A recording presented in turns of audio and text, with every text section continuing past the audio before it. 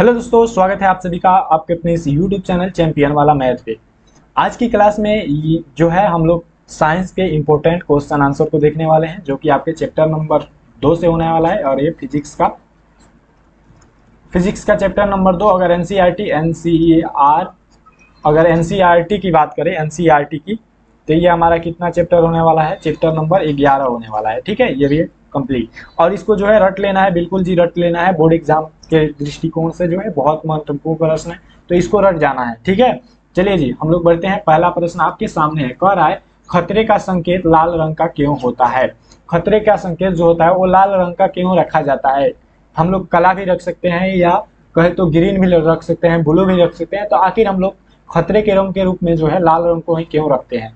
तो देख सुनिएगा आंसर क्या है। खतरे के संकेत का प्रकाश लाल रंग का होता है। लाल रंग कोहरे या धुएं से कम परिकिरणित होता है, इसलिए यह दूर से देखने पर दिखाई देता है। इस कम परिकिरणित का मतलब यानी कि जो आपका कोहरा हो या धुआं हो, कम उसमें घुल मिल जाता है, कम मात्रा में घुलता मिलता है, इसीलिए वो हमको साफ साफ दिखाई देता है। अगर काला रख दिया जाए तो काला जो है कोहरे और धुएं में क्या हो जाएगा जी, ज्यादा परिकिरणित हो जाएगा, यानी कि ज्यादा पूर्ण रूप से घुल मिल जाएगा, तो वो हमको दिखाई नहीं देगा।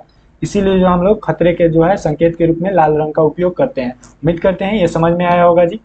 इसको जो है रट जाना है। चलिए जी अगला प्रश्न देखते हैं। यहाँ पे अगला प्रश्न दूसरा नंबर है, कह रहा है कांच के प्रिज्म द्वारा श्वेत प्रकाश का विक्षेपण, यानी कि कांच के प्रिज्म द्वारा जो है श्वेत प्रकाश का जो है विक्षेपण बतलाना है। ठीक है, तो देखिए यहाँ पे उत्तर में आएगा सूर्य का श्वेत प्रकाश जब प्रिज्म से होकर गुजरता है, जब सूर्य का जो है श्वेत प्रकाश प्रिज्म से होकर गुजरता है। प्रिज्म आप लोग जानते करते हैं, ऐसे कुछ ऐसे करके होता है। ठीक है, अगर सामने से देखो तो ऐसे त्रिभुज जैसा दिखता है, लेकिन इसका जो है 5 गो फर्श होता है। प्लेन जो होता है 5 गो होता है। एगो इधर इस साइड हो गया, उस साइड हो गया 2 गो, इस साइड 3 गो, इस साइड 4 गो, और नीचे 5 गो। 5 गो हो गया ना, 5 गो होता है। ठीक है, तो देखिए यहाँ पे सूर्य का प्रकाश कैसा होता है जी? सूर्य का जो है श्वेत प्रकाश जब प्रिज्म से होकर गुजरता है तो प्रिज्म प्रकाश श्वेत प्रकाश को 7 रंगों की पट्टी में विभक्त कर देता है, यानी 7 रंगों में विभक्त कर देता है। उसको भी इमेज द्वारा दर्शाएंगे। वो 7 रंग कौन कौन से हैं? यह 7 रंग बैगनी, जामुनी, नीला, हरा, पीला, नारंगी, लाल प्रकाश के अवयवी कणों, यानी कि 7 प्रकाश रंगों में विभक्त करता है, तो इसी को अवयवी इसी को कहते हैं। ठीक है, वर्गों के इस बैंड को स्पेक्ट्रम या वर्णपटम वर्णक्रम, यानी कि रंग का क्रम क्या कहते हैं जी? रंग। वर्ण का मतलब रंग और क्रम का मतलब लगता है। ठीक है, रंग क्रम कहते हैं। इतना जो हमने लिखा उसको रंग क्रम कहते हैं। प्रकाश की अवयवी वर्गों में विभाजित को विक्षेपण कहते हैं, यानी कि जो ये 7 रंगों में विभक्त हो जाता है ना, इसी को हम लोग विक्षेपण कहते हैं। इसको रट लेना है। आइए देखते हैं प्रिज्म से। देखिए ये हमारा कुछ इस प्रकार से ये प्रिज्म होता है। प्रिज्म से देखिए ये श्वेत प्रकाश आया, श्वेत प्रकाश यहाँ पे देखिए बीच में से क्या हुआ जी, जैसे फैला तो ऊपर आ गया क्या चीज? रेड आ गया, और नीचे आ गया क्या जी? ब्लू आ गया। ठीक है, ब्लू नीचे होता है। ठीक है, यहाँ पे ब्लू नीचे होता है,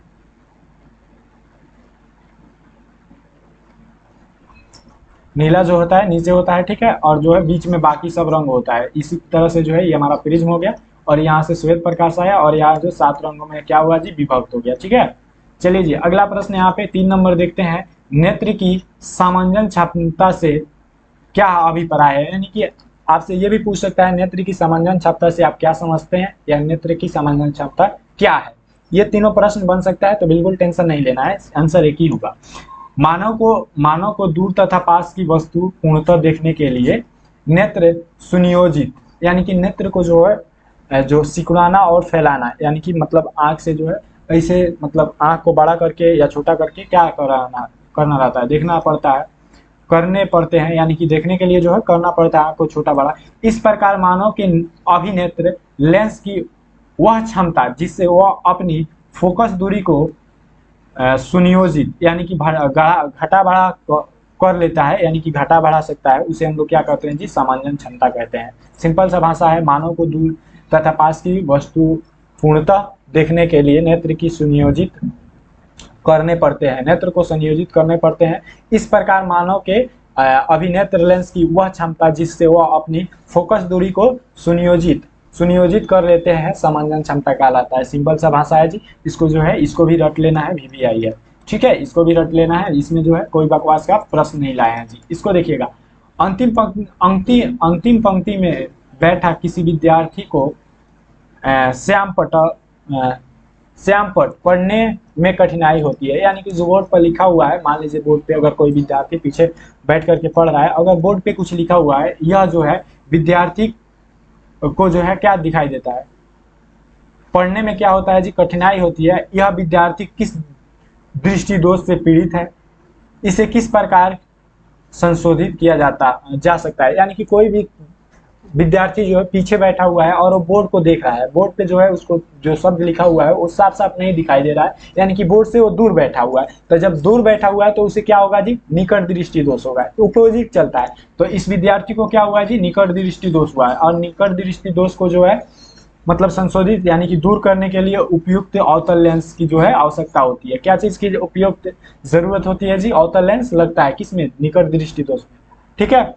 तो ये हमारा हो गया प्रश्न, ये भी हमारा जी VVI है, इसको भी रट लेना है। चलिए जी, अगला प्रश्न आपके सामने है। अगला प्रश्न 5 नंबर है, कह रहा है कि सामान्य नेत्र 25 सेंटीमीटर। आप लोग जानते हैं कि जो सामान्य नेत्र की न्यूनतम दूरी होती है वो 25 सेंटीमीटर होती है, से निकट रखी वस्तुओं को स्पष्ट क्यों नहीं देख पाते हैं। यानी कि जो है नेत्र की सामान्य रूप से अगर देखने की क्षमता है तो 25 सेंटीमीटर से ऊपर की वस्तु को है अनंत तक देख सकता है।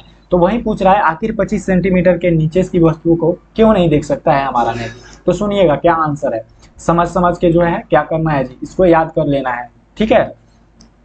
अभी तक यहाँ तक वीडियो में बने हुए हैं तो वीडियो को लाइक कर दीजिए और हमारा सपोर्ट करने के लिए जो है सब्सक्राइब कर दीजिए और अपने 5 दोस्तों को अवश्य सेंड कीजिए ताकि उनका जो है क्या हो सके, मदद हो सके, वो भी देखें इस वीडियो को। चलिए जी, यहाँ पे देखिए उत्तर, मानव की क्या लिखा है, मानव को यहाँ पे होना चाहिए, मानव को सुस्पष्ट देखने की न्यूनतम दूरी 25 सेंटीमीटर है। यह हम तो अभी बतलाएं, 25 सेंटीमीटर से कम दूरी पर रखी वस्तुओं को वस्तु से टकराकर प्रतिबिंब हुए प्रकाश की किरणें का दृष्टिपटल पर वस्तु स्पष्ट नहीं दिखाई देती। यानी कि जो हम नेत्र होता है उस पर दृष्टिपटल होता है, वहां पे जो वस्तु है 25 सेंटीमीटर से कम वाली वस्तु दिखाई नहीं देती है वहां पे, क्योंकि मानव नेत्र की क्षमता कितनी होती है जी, 25 सेंटीमीटर से बढ़ाई नहीं जा सकती,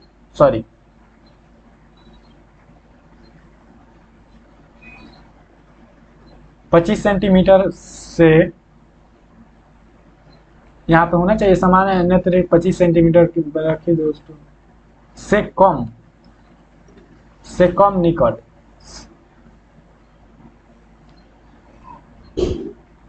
ठीक है ना। तो यहाँ पे 25 सेंटीमीटर से नहीं जा सकती, कहाँ पे है जी, क्योंकि मानव नेत्र की क्षमता 25 सेंटीमीटर से यहाँ पे कम नहीं जा सकता है। यानी कि 25 सेंटीमीटर से कम की वस्तु को हम लोग नहीं देख सकते हैं, सिंपल सा बात है, ठीक है।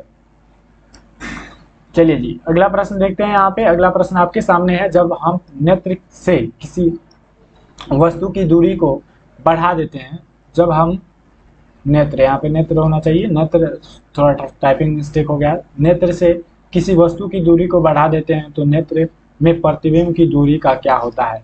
तो यानी कि नेत्र में किसी बिंदु को बढ़ाना है, प्रतिबिंब को नहीं, क्या बोलते हैं, वस्तु की दूरी को नहीं बढ़ाना है, नेत्र में किसी बिंदु को दूरी को बढ़ाना है। तो क्या होगा जी, प्रतिबिंब दूरी सदैव एक जैसी रहती है, यानी कि प्रतिबिंब का जो दूरी रहेगा वो सदैव एक जैसा रहेगा। कारण इसका कारण है कि वस्तु की दूरी मानव नेत्र के लेंस की फोकस दूरी इस प्रकार संयोजित हो जाती है जिससे प्रतिबिंब दृष्टिपटल पर ही बनता है। यानी कि दृष्टिपटल है, प्रतिबिंब वहीं पे बनता है, इससे कोई छेड़छाड़ नहीं होता है जब तक आप वस्तु को छेड़छाड़ नहीं कीजिएगा। तो इसमें बोल रहा है कि जब हम नेत्र के किसी बिंदु को क्या करते हैं जी, इधर उधर करते हैं तो उससे कोई फर्क नहीं पड़ता है।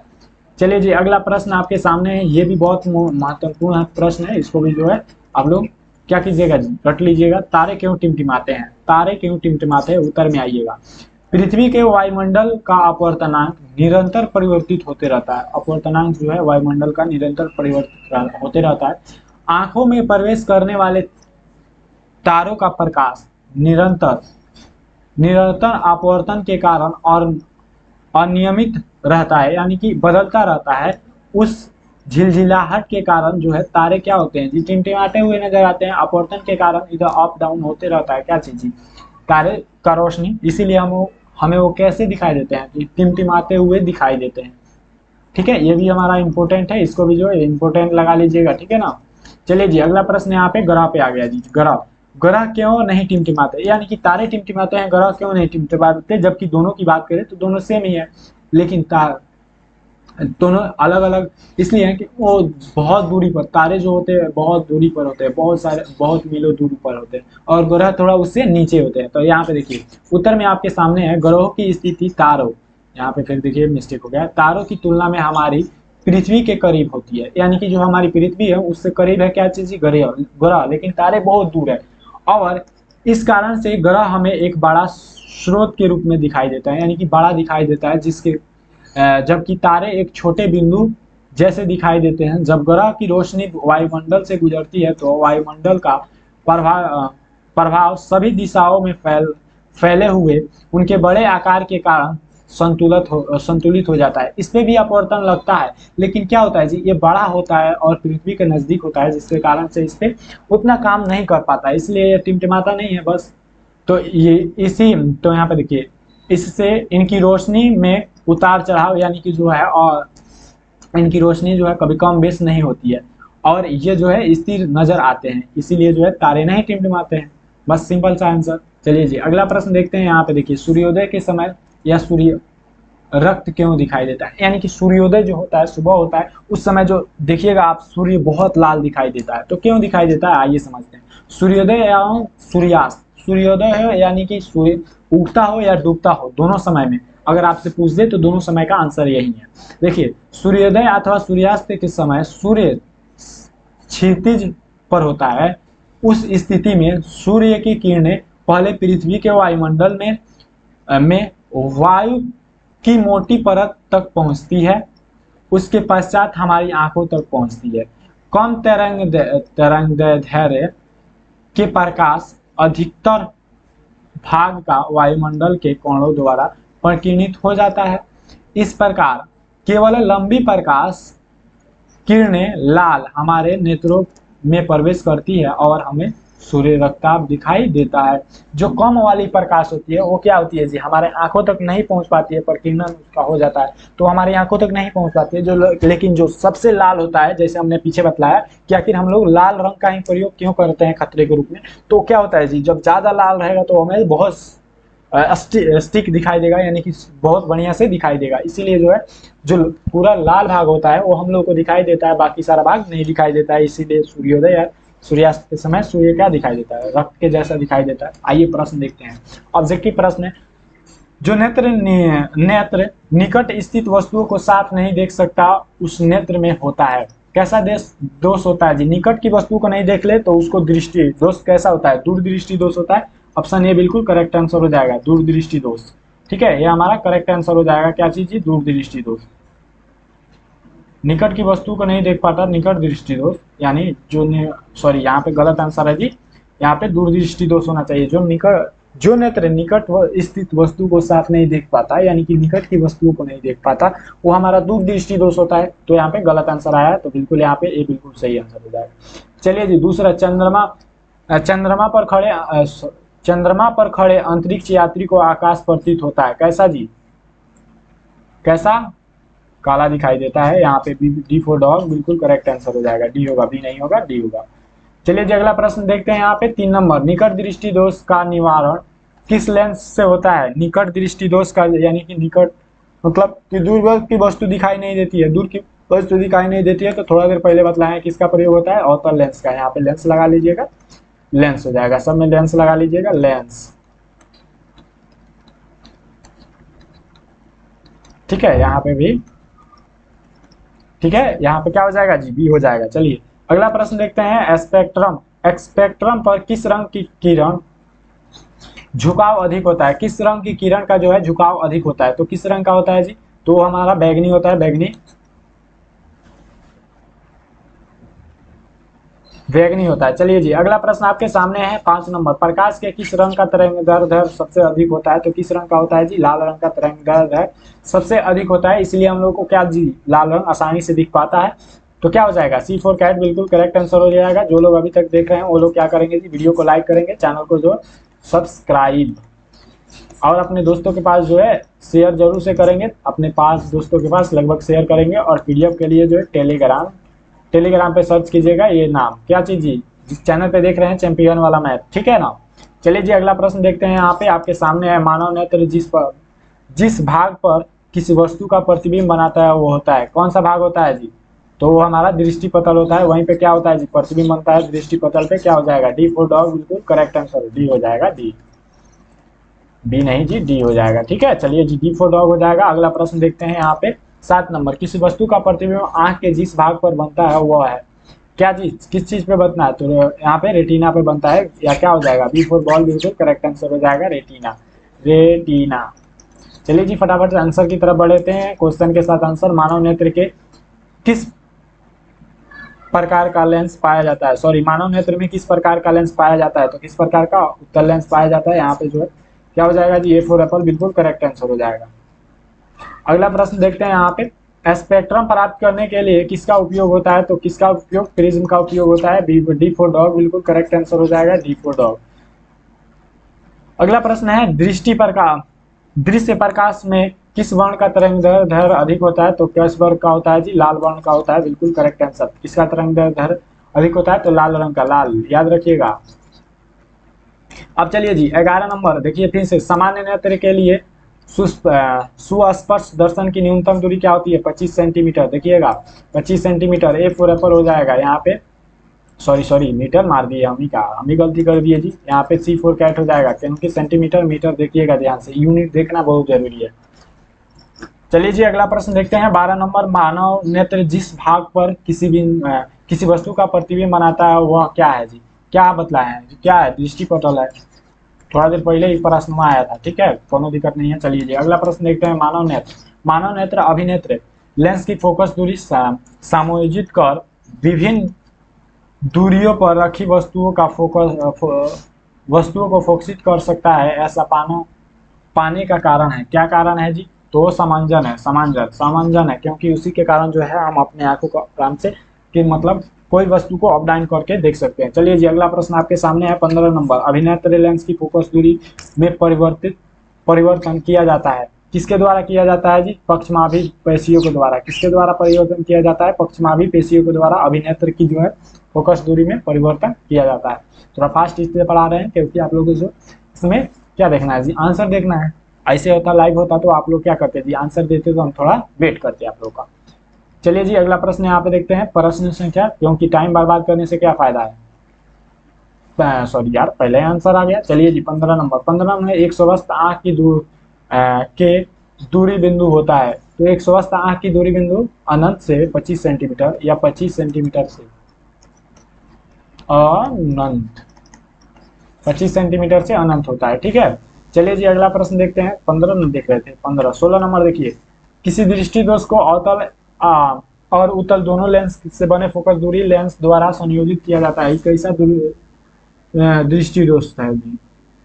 जरा दूर दृष्टि दोष, बिल्कुल करेक्ट आंसर हो जाएगा, क्या हो जाएगा? जरा दूर दृष्टि दोष, ये जो है अवतल और उत्तल दोनों के द्वारा संशोधित किया जाता है। चलिए जी अगला प्रश्न आपके सामने है, कैमरे की तरह नेत्र में प्रवेश करते प्रकाश के परिणाम को नियंत्रित करता है, कौन करता है जी? कर्निया, सॉरी बोल गया गलत, आइरिस करता है, ठीक है, डी बिल्कुल करेक्ट आंसर हो जाएगा। कर्निया का, अच्छा हाँ चलिए जी ठीक है। हाँ 18 नंबर, मानव नेत्र की प्रकाश किस रास्ते से प्रवेश करती है? किस रास्ते से प्रवेश करती है मानव नेत्र में प्रकाश जी? तो वो पुतली द्वारा प्रवेश करती है, क्या हो जाएगा? सी फॉर कैट, बिल्कुल करेक्ट आंसर हो जाएगा। 19 नंबर प्रश्न के देखते हैं, आकाश का रंग नीला होने का कारण क्या है? तो है क्या जी? प्रकीर्णन कारण है, क्या जी? प्रकीर्णन कारण है, क्या हो जाएगा? बी फॉर बॉल हो जाएगा, बिल्कुल करेक्ट आंसर। अगला प्रश्न है 20 नंबर, नेत्र में प्रवेश करने वाली प्रकाश किरणों का अधिकांश अपवर्तन होता है, कहाँ से अधिकांश अपवर्तन हो जाता है जी? तो कर्निया की बाहरी पृष्ठ से हो जाता है, कहाँ से? कर्निया की बाहरी पृष्ठ से। C4 कैट हो जाएगा।